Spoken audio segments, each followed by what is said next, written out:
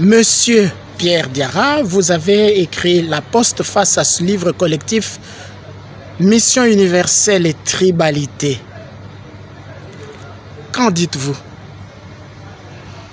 Le thème d'abord est très intéressant en ce sens que c'est une question qui est liée à ce que nous vivons au niveau de nos églises d'Afrique, les défis missionnaires que nous pouvons relever ensemble et tout l'aspect d'utilisation des mots d'abord, les mots que nous utilisons, les mots ethnie, les mots clan, les mots tribalité, même si la définition de ces termes est un peu difficile, mais l'idée c'est de voir comment est-ce que la mission universelle de l'Église aujourd'hui en Afrique peut être conjuguée en même temps au pluriel et au singulier, en relevant les défis missionnaires et comment est-ce que chaque groupe ethnique ou groupe de population, clan, famille même, peut apporter des éléments, des valeurs africaines, non seulement pour mieux accueillir l'évangile, mais aussi pour mieux le proposer aux Africains. Donc je crois que c'est ce défi que nous avons essayé, avec vous et d'autres auteurs, de relever et de mettre en relief. Alors évidemment, moi j'ai traité un certain nombre de points après avoir lu ce que les uns et les autres ont écrit. Et la grande orientation de ma réflexion, c'est comment est-ce qu'on peut tendre vers un accueil de l'Évangile en mettant l'accent d'une part sur Jésus-Christ mort et ressuscité et d'autre part sur la fraternité. C'est-à-dire que le salut que nous recevons, eh bien, il est proposé à tous les Africains et même à tous les êtres humains. Et Saint Marc dit même, l'Évangile doit être annoncé à toutes les créatures. Et en même temps, nous sommes invités à vivre de l'Évangile et donc à vivre une fraternité au-delà du sang, au-delà des groupes ethniques. Pierre Diarra, je vous ai appelé monsieur, mais lorsque vous commencez à parler, on a l'impression d'entendre un prêtre. À partir d'où est-ce que vous parlez ainsi? Voilà, alors je suis engagé dans l'Église par rapport à la mission depuis longtemps. J'ai eu la chance de faire des études d'histoire des religions, de philosophie et d'anthropologie religieuse. Et depuis plus de 20 ans, je travaille avec des prêtres, des religieux et religieuses. Et notamment, j'enseigne à l'Institut catholique de Paris la théologie de la mission et aussi l'anthropologie des religions traditionnelles africaines. Par ailleurs, je suis engagé au niveau des œuvres pontificales missionnaires dans la formation missionnaire. Et à ce titre, je fréquente évidemment la Bible, je fréquente les différentes spiritualités des congrégations missionnaires, notamment les Pères Blancs, les Spiritains, et aussi je suis amené non seulement à méditer la parole de Dieu pour moi-même, mais aussi comment est-ce que je peux proposer cette parole de Dieu et la compréhension de la mission aujourd'hui à nos contemporains, notamment en France, où je vis depuis un certain nombre d'années. Et ce que vous en comprenez, c'est pour l'Afrique, la fraternité, comme vous avez dit, les défis de la fraternité.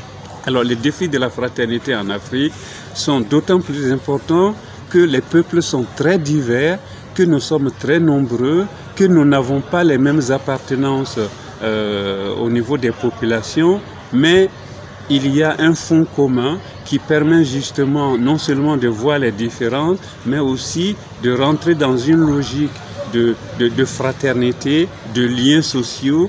Et nous avons ensemble en Afrique, comme ailleurs d'ailleurs, à construire une église fraternelle. Il y a certains qui parlent d'église famille de Dieu, d'autres qui parlent d'église communion fraternelle, d'autres qui parlent d'église de frères et de sœurs. Et un des aspects qui me semble le plus important pour nous en Afrique, c'est que nous sommes invités non pas à nous bagarrer, excusez-moi le terme, à rentrer en conflit les uns avec les autres à propos des valeurs africaines, mais à nous dire comment est-ce que l'évangile rejoint nos traditions africaines, comment est-ce que l'évangile rejoint tout ce qui est beau, tout ce qui a de la valeur dans nos traditions et comment est-ce que cet évangile peut nous amener à mieux vivre ensemble et à transformer l'Afrique pour qu'il y ait plus de justice, plus d'amour et plus de paix. Pierre Diarra, c'est un beau discours pour l'Afrique que vous tenez là, c'est le discours de l'Église catholique. Mais d'où vient le problème? Pourquoi justement cette question se pose-t-elle de la mission universelle et de la tribalité, d'après ce que vous en dites dans la postface à ce livre? Alors, la question qui se pose, c'est que justement, nos évêques en Afrique et de façon générale, à travers les deux synodes, j'allais dire conciles, mais ce sont des synodes où donc nous avons, avec nos évêques, essayé de cheminer ensemble pour voir quels sont les grands défis à relever. Et un des aspects que les évêques ont relevé, c'est que le sang africain qui circule dans nos veines semble parler plus fort que le sang du Christ, que le corps du Christ que nous recevons. Et donc, il y a un problème, y compris au niveau de nos chefs d'État qui se réclament du christianisme, c'est de dire comment est-ce qu'on va construire un pays en s'inspirant de l'Évangile, en s'inspirant de la fraternité. Dès lors que nous sommes baptisés, nous faisons partie du corps de Christ, nous faisons partie de l'Église. Et du coup, c'est la fraternité en Christ qui doit être mise en avant. Nous sommes enfants du même Père, le Père, et nous recevons le même Esprit, l'Esprit Saint, comme cela d'ailleurs est bien écrit dans le chapitre 5 de l'Épître aux Romains, où justement nous sommes amenés à vivre d'amour, à tendre vers le Père en Christ et à proposer dans le monde qu'il y ait davantage de fraternité, de paix et d'amour. Vous êtes de quel pays vous-même? Je suis originaire du Mali et je sais qu'actuellement il y a énormément de difficultés politiques. Il y a aussi des difficultés liées au dialogue, qui est un des aspects forts, je crois, de notre réflexion. C'est de dire, quelles que soient nos appartenances, quelle que soit l'identité que nous pouvons dont nous pouvons nous réclamer, eh bien, nous avons quelque chose à construire ensemble. Nous avons une fraternité à vivre. Et au lieu que chacun dise, voilà, moi je suis de telle tendance, moi je suis de telle autre tendance, chacun peut venir rejoindre le peuple de Dieu avec les valeurs de son ethnie ou de son groupe clanique ou autre, quel que soit le terme d'ailleurs qu'on utilise, d'après l'analyse que nous avons fait, quel que soit le terme, il reste toujours des tendances à vouloir se cristalliser sur des valeurs ou des tendances ou des différences et oublier que c'est ensemble que nous devons construire le peuple de Dieu et même au-delà de l'Église catholique, nous devons construire des pays où on ne s'occupe pas simplement de ses copains et de ses copines, excusez-moi l'expression, ou les gens de son ethnie, de sa famille ou de sa région, mais on est dans une logique où finalement on se dit tout le monde a droit au salut, tout le monde a droit à un peu plus de justice et de paix, et donc on travaille pour l'avenir de l'État ou l'avenir de l'Église dans laquelle on est, et donc c'est ça qui est le défi que nous devons relever en tant que chrétiens en Afrique. Pierre Diarra, pour l'avenir justement, vous pensez que le sang du Christ auquel nous communions parlera un jour plus fort que le sang dont nous nous réclamons de nos ethnies? Oui, je suis convaincu. Et d'ailleurs, il y a quelques éléments que j'ai notés. Si vous permettez, je vais m'y référer très rapidement. Je vous en prie. Il y a d'abord tout ce qui concerne l'évangile qui vient ouvrir nos yeux, qui vient ouvrir nos cœurs, qui vient ouvrir notre intelligence et qui nous permet justement d'écouter l'écriture, non pas simplement comme un texte du passé, mais comme un texte qui nous parle aujourd'hui et qui nous interroge sur nos tendances qui ne sont pas toujours de bonnes tendances, qui peuvent être teintées de violence. Ça, c'est le premier point. Ensuite, nous sommes invités à écarter toutes les perspectives étroites, tout ce qui est tribal, tout ce qui est ethnique ou clanique et qui nous empêche de nous ouvrir vers les autres, qui nous empêche de faire cause commune avec les autres et de travailler pour le salut de tous. Ensuite, il y a tout ce qui nous est proposé par notre Dieu, car le Dieu des chrétiens, ce n'est pas un Dieu unique seulement, c'est aussi un Dieu Trinité, c'est-à-dire relation, amour. Et à ce point de vue, je pense qu'il y a quelque chose à apprendre dans cette grande affirmation de Saint Paul, c'est que nous avons reçu l'esprit d'amour. C'est l'esprit qui nous fait vivre. et nous sommes les frères et les sœurs de Jésus-Christ.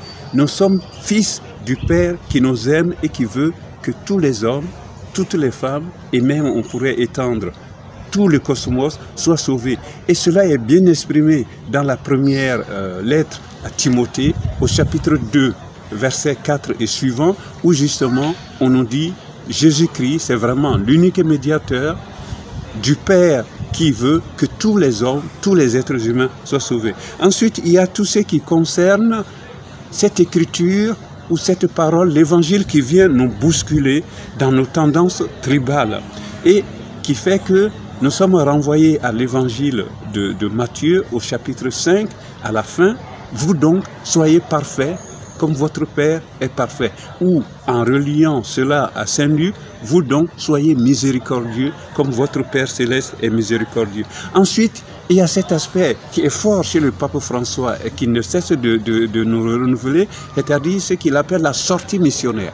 Nous ne sommes pas enfermés chez nous, nous devons sortir, nous devons nous ouvrir aux autres pour prendre ce qu'il y a de bon et aussi dans cette rencontre missionnaire, nous laisser interroger par ce qu'ils vivent. Les valeurs des autres doivent nous interroger au niveau de nos peuples et les valeurs de notre peuple, du peuple auquel nous nous réclamons ou auquel nous nous appartenons, doivent aussi interpeller les autres. Donc cette sortie missionnaire doit être teintée de conversion réciproque.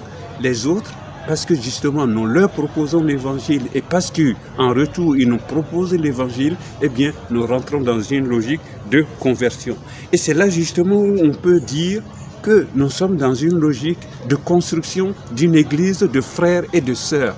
Et non pas simplement une église où chacun tire sa couverture à soi, où on essaie d'accaparer l'évêque pour sa propre partie du diocèse, de sa paroisse, mais on est dans une logique où on construit ensemble une fraternité, une église de sœurs. Et d'ailleurs, ça me fait penser à un chercheur qui s'appelle Michel Dujarier, qui a fait toute une réflexion sur les 8 premiers siècles de l'église, et il a trouvé que le mot et l'expression qui était le plus utilisé pendant les 8 premiers siècles de l'église, c'est église fraternité. Pour dire finalement, en rentrant dans une communauté qui se réclame de Jésus-Christ, qui se réclame du Père, du Fils et de l'Esprit, eh bien nous sommes invités à construire une église fraternité. Et cela vient, j'ai presque envie de dire, compléter notre église famille de Dieu, où on ne voit pas simplement l'ensemble, on voit aussi ce que chacun des membres de cette église famille de Dieu sont invités à vivre au cœur même d'une église fraternité. Et c'est ça qui me semble le plus important, parce que au-delà de nos identités, ce que nous pouvons appeler identité alors que ça évolue, au-delà de nos traditions qui elles-mêmes évoluent et au-delà de nos coutumes, eh bien nous sommes invités à tendre vers une fraternité toujours plus forte où il y a plus de joie, où il y a la joie de l'évangile dont parle le pape François et où il y a justement cette joie de vivre en frères avec des gens qui sont peut-être nés très loin du Mali comme au Congo ou qui sont nés à côté comme le Burkina ou la Côte d'Ivoire, mais où nous sommes invités dans le Christ, dans l'Église, à vivre la même fraternité. Merci Pierre Diarra. J'aurais voulu en finir totalement là, mais je dois à la vérité dire à ceux qui nous regardent, qui nous écoutent, que nous sommes, vous et moi, en Côte d'Ivoire. Nous ne sommes ni au Mali, ni en République démocratique du Congo pour cet échange. Qu'est-ce que vous êtes venu faire ici, vous? Alors, je suis venu participer à un colloque. Un colloque dont le thème est la résilience et le développement en Afrique. C'est-à-dire, au-delà des crises, comme les crises de Covid, ou d'Ebola, ou d'autres crises politiques, économiques, qu'est-ce que nous pouvons faire? Qu'est-ce que nous pouvons faire en tant que membres d'une société donnée? Qu'est-ce que nous pouvons faire en tant que chrétiens? Qu'est-ce que nous pouvons faire en tant que théologien? Moi, je suis venu en tant que théologien, mais aussi en tant qu'anthropologue des religions. Et j'ai essayé, dans la communication qu'on m'a demandé de proposer, j'ai essayé de me dire, finalement, dans les sociétés traditionnelles africaines, quelles sont leurs possibilités de rebondir après une crise? Est-ce qu'on se contente simplement de faire un sacrifice? Est-ce que ce n'est pas l'occasion de faire un examen de conscience et de mobiliser l'ensemble de la communauté villageoise ou même la communauté de toute une région pour voir comment est-ce qu'on va s'en sortir? Si par exemple il ne pleut pas, qu'est-ce qu'on fait? Bien sûr, on peut faire des sacrifices, mais on peut aussi peut-être prendre l'occasion de réfléchir et de dire qu'est-ce qui ne va pas dans la société, qu'est-ce qu'on peut faire pour que justement il y ait moins de problèmes. Bien sûr, la question de la pluie, ça dépasse la vie d'une communauté villageoise, mais quand la pluie manque, ça peut être l'occasion de se dire finalement, à notre niveau, peut-être qu'il y a des choses que nous pouvons faire pour que le climat ne continue pas les conditions climatiques ne continuent pas à se dégrader. On peut peut-être planter des arbres, même si la logique traditionnelle de certaines communautés, c'est de dire il faut être fou pour planter un arbre fruitier, parce que quand l'arbre fruitier va grandir et porter des fruits, on sera peut-être mort. Mais l'idée, c'est de dire finalement, planter un arbre fruitier, on ne pense pas qu'à soi. Tout ce que nous faisons, si nous ne pensons qu'à nous, il y a plein de choses qu'on ne peut pas faire. Donc, on fait quelque chose en se disant, cela peut me servir, mais si cela ne me sert pas, cela aussi peut servir à d'autres qui vont vivre après moi. De la même manière, l'eau de pluie, et c'est Gaston Oki, donc le responsable qui a organisé le colloque, qui donne souvent cette image en disant l'eau de pluie qui tombe féconde la terre. Et donc, il faut rentrer dans une sorte de logique de l'eau de pluie qui finalement va féconder et quelque part, elle ne va pas en profiter vraiment. Et il relie souvent, le père Gaston Oki, qui a organisé donc ce colloque, il relie souvent à la kénose. C'est un mot un peu savant pour dire finalement le Christ qui s'abaisse, qui s'incarne et qui va jusqu'à la croix en obéissant au Père pour le salut de l'humanité, par amour pour l'humanité, eh bien, c'est l'exemple qui nous est donné. Nous devons aller le plus loin possible pour essayer d'aimer les autres et essayer de les aider à se sortir d'une crise. Donc voilà ce que nous sommes venus faire. Donc si vous voulez, je peux vous lire le titre exact du colloque. Alors vous allez le lire. Le colloque s'est donc tenu en ce mois de juin 2021, voilà, ici à l'unité universitaire d'Abidjan de l'Université catholique de l'Afrique de l'Ouest. Voilà, et le thème, donc, le développement de l'Afrique à l'épreuve des crises, les chemins de la résilience. Comment est-ce que, après une crise, on prend les choses en main, on ne se laisse pas abattre, mais on va de l'avant et on essaie, entre guillemets, de rebondir. Merci, Pierre Diarra. Merci à vous aussi et bonne chance pour votre travail à Kinshasa et dans la grande République du Congo. Merci.